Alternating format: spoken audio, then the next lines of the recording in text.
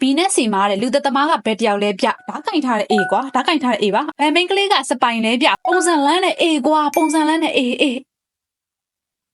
မဟုတ်ဘူးကောင်းယူအဖွားကိုရဲ့အိတ်ကိုတဲ့မီးလာအောင်လှုပ်လိုက်တဲ့ကလေးကဘယ်တယောက်လဲပြဒါကတော့လွယ်တယ်ကွာဒါကတော့လွယ်ဒီအဖေကတော့လုံးဝမမောက်လုံးဝမမောက်နိုင်ငံပေါ်မှာတဲ့ချိတ်ဆွဲထားတဲ့ပကြီးကားကိုခိုးသွားတဲ့တရခန့်ကဘာတူလဲပြပကြီးကားကိုလိတ်ပြီးတော့အမိုက်ပုံးနဲ့ထည့်သွားနိုင်တယ်ကွာအဲ့တော့ကြတော့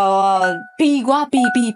ကဲခေါင်းညို့ရေးဒီနေ့ကတော့တင်ဆက်မပြရတာကြာပြီဖြစ်တဲ့ညံစမ်းမေးခွန်းတွေကိုဖြေဆိုရမယ့်အစီအစဉ်လေးကိုတင်ဆက်ပေးမှာဖြစ်ပါတယ်တင်ဆက်မပြရတာကြာပြီဖြစ်တော့ကြောင့်မို့လို့ခေါင်းညို့ရေးမေးခွန်းတွေမဖြေခင်မှာအာယုံကိုတေချာစုစည်းပြီးတော့ကျမနဲ့အတူတူခုပဲမေးခွန်းတွေကြည့်ပြီးတော့ဖြေဆိုလိုက်ကြအောင်ရှင်ဟာကတ်တုံးပုံကမိုင်းလိုက်လားစူပါဂိမ်းဟာဟိုင်ခဏလေးအဲ့ဒါခဏထားမေးခွန်းက A B နဲ့ C မှာတဲ့လူသက်သမားကဘယ်တယောက်လဲပြ ABC သူတော့ပေးထားတယ်ခဏလေးနောက်မှာကသွေးကွက်တွေနဲ့သွေးအိုင်နဲ့မှာလဲပြီးတော့တယောက်ရှိရယ်နော်ဘယ်သူဖြစ်နိုင်မလဲဆိုတော့ A ကဓာတ်ကင်ထားတယ် B မှာဘာမှမရှိဘူး C မှာလည်းနည်းနည်းရှင်းနေရဆိုကြတော့ဓာတ်ကင်ထားတဲ့ A ကွာဓာတ်ကင်ထားတဲ့ A ပါအဖေကဓာတ်ကင်ထားတဲ့ A ပါမဟုတ်ဘူးသူ C ကိုပြထားတာ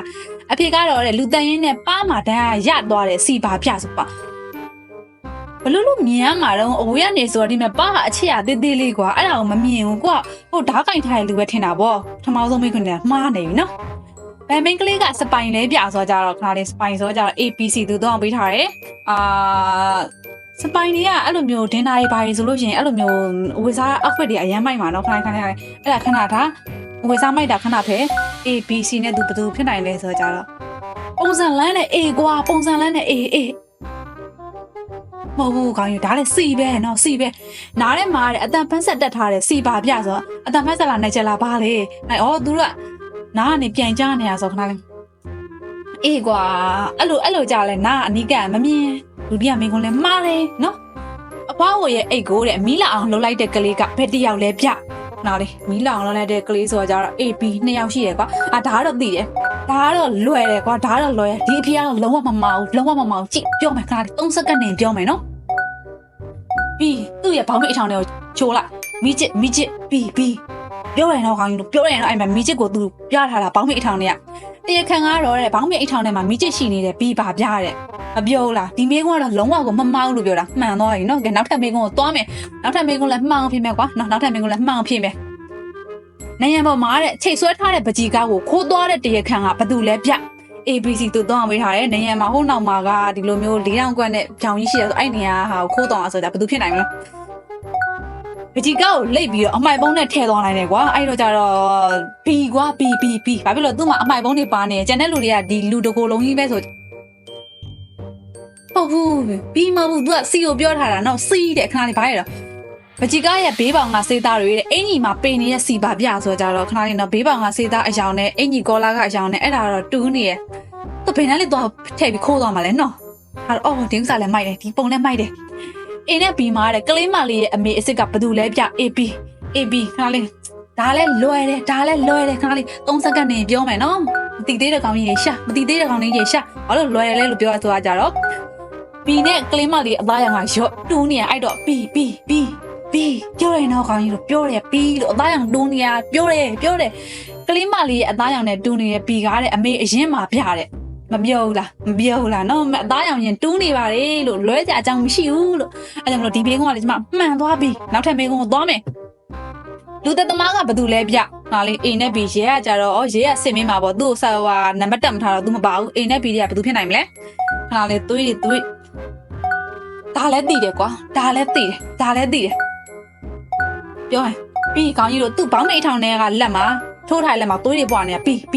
ကြည့်လိုက်ပြီးပြောရင်တော့အဲ့မဲ့ဘောင်းမိတ်ထောင်ထဲထိုးထားတဲ့လက်ကိုသူညှပြထားတာဘောင်းမိတ်ထောင်ထဲထည့်ထားတဲ့လက်မှာတဲ့တေဆုံးသူရဲ့သွေးတွေပင်နေတဲ့ဘီပါပြတယ်ခေါင်းကြီးတို့မပြောဘူးလားဒီမိကုန်းလည်းမှန်သွားပြီတော်သေးတယ်မှန်သွားပြီနော်ဟိုပထမဆုံးမိကုန်းကဒီအချစ်ရသေးသေးလေးမို့လို့လူကမမြင်မဲနဲ့မှားသွားဒီမိကုန်းတော့မမှားဘူးနော်မိန်းကလေးအယောင်ဆောင်ထားတဲ့ယောက်ျားကြီးဘယ်တယောက်လဲပြယောက်ျားကြီးကနေမှာပါကာကြီးကြံနေခဲ့ခါနော် ABC သူ3ယောက်ထဲမှာ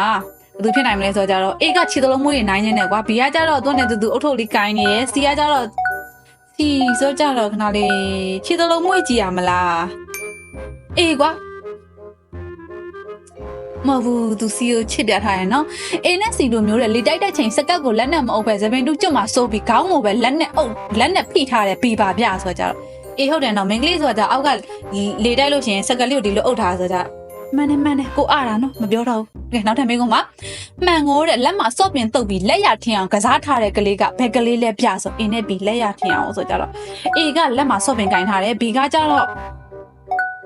ပေမဲ့ B ကဘာမှကင်မထားတာမရှိဘူးเนาะဒါပေမဲ့သူ့ဝုံဝင်ယုံမှာကမဲတာခွေးယုံမှာမဲတာဆို B ခွေးယုံမှာမဲလေးပါတယ်ဟုတ်တယ်ခေါင်းကြီးတော့တရားခံကတော့လက်ထက်မှာကင်ထားတဲ့အယုံမှာတဲ့လက်ငါးချောင်းညာကြီးထင်နေတဲ့ B ဘာပြရဲဆိုလက်ထက်မှာကင်ထားတဲ့အယုံမှာအဲ့လက်ငါးချောင်းညာကြာလားမရလားတော့မသိဘူးအမဲဆက်ကိုမြင်လိုက်လို့ B ကိုရွေးချက်လိုက်တာဘလို့နဲ့ဒီမင်းကုန်းကကျမမှန်တယ်ခေါင်းကြီးတွေမှန်တယ်ရှင်နောက်ထပ်မင်းကုန်းပါဘာဘာယာကဘယ်တယောက်လဲပြ AP C သူတော့ပေးထားတဲ့ခဏလေး A ကမှန်ထဲမှာအရေးကပေါ်တယ် B ကအရေးပြောင်းနေတယ်ဒါပေမဲ့ तू ကမှန်ထဲမှာမရှိတော့ဘူးဆိုကြ C ကနောက်ဖော်မှာဆိုတော့သူ့ကိုကြည့်ခေါင်းကြီးတို့ဒါကတော့ကျမ C ကိုရွေးချယ်တယ်ဘာဖြစ်လို့လဲဆိုတော့နောက်ကမှန်က C နဲ့က तू ကမျက်နှာချင်းတိုင်းကြီးဖြစ်နေအဲကြောင့်မလို့ဗမာယာက C ပါမမယာက C ပါပြောရင်တော့ခေါင်းကြီးတို့ပြောရင်တော့နေရာမှာရှိရတဲ့အမှန်နဲ့ကနေကိုပြန်ကြည့်နေတဲ့ C ကဗန်ပါယာပါဗျာတယ်မပြောဘူးတော့ခေါင်းကြီးတို့တော့ C နဲ့ C ကကွာ तू မှန်တဲ့အချိန်နဲ့ तू နဲ့မျက်နှာချင်းတိုင်းကြီးဖြစ်နေရ B ကတော့ तू ကမှန်ကိုကြော်သွားပြီဖြစ်တော့ကြောင့်မလို့သူ့ရေကိုမမြင်ရတော့ဆိုပြီးအဲ့လိုမျိုးပြောလိုက်တာနော်ဘလို့ကနေကျမမှန်တယ်ရှင်နောက်ထပ်မေးခွန်းပါအကျဉ်းတောင်ကနေထွက်ပြေးလာတဲ့ main ကလေးကဘယ်တယောက်လဲဗျ ABC သူ3ယောက်ရှိခဏလေးအကျဉ်းတောင်ကနေထွက်ပြေးလာမိုက်တယ်ကွာနော်ကန်းချီဆိုကြတော့ A ရဲ့ outfit နဲ့ tattoo နဲ့တော့ကြိုက်တယ်ခဏလေး